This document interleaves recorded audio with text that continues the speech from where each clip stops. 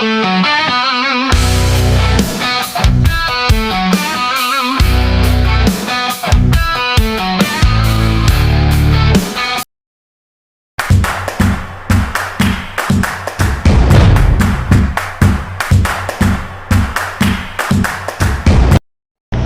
so yun, isang magandang gabi po sa atin mga kamamay, no? So ngayon lang ako nag-start na mag-update uli ngayong gabi at gawa po ng pinapatigil po kami mag-post ng mga videos kaninang umaga at gawa po ng sa pangyayari kaninang banggaan na barko, no? Kay Sais tsaka yung sa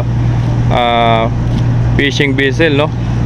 So sa ngayon naman, update na pangyayari kanina ay yun, nagkausap-usap ng magkabilang panig, no, ng kumpanya, Star Shipping Lines tsaka yung may-ari ng fishing vessels, no.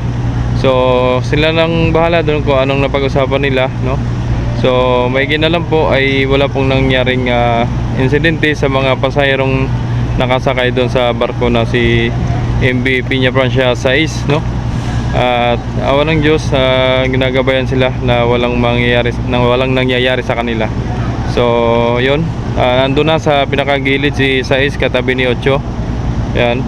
So si Ocho din naman may lagnat din, so kaya hindi pa po pinapabiyahe, no. Ganun din man kay San Lorenzo, ganun din na sa fishing port pa rin. And then mga kamamay, ito nandito na.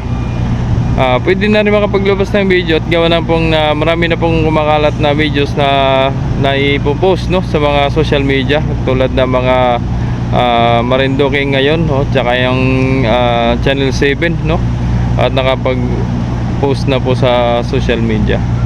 So yun, patuloy pa rin na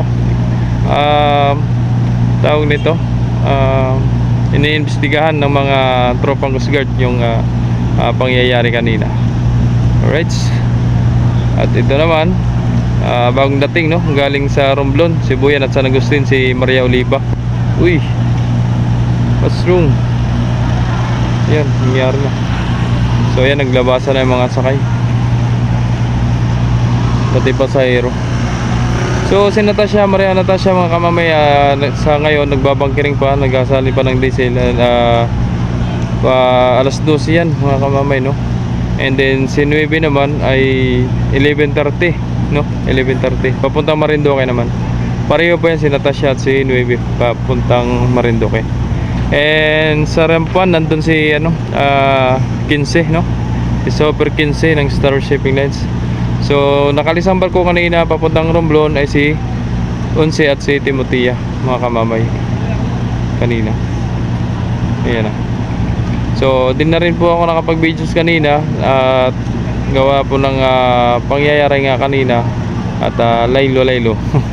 So yun, at naging updates natin ngayong gabi mga kamamay. So time check tayo mga kamamay, no, alas 10:06, no.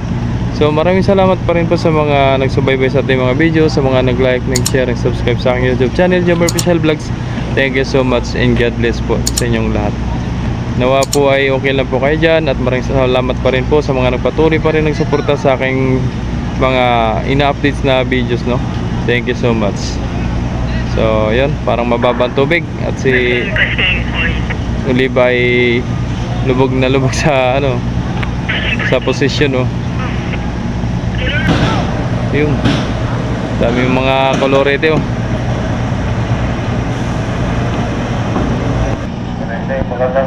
Good morning. Ay, si na pala, si Oliva. Si Oliva lang magmamarinduque. Magandang balita daw. Ayan, biyahe daw ulit kayo. Biyahe agad. Baka si Natasha ay alas 3 niya. Wala nang ibang barko. Ayan.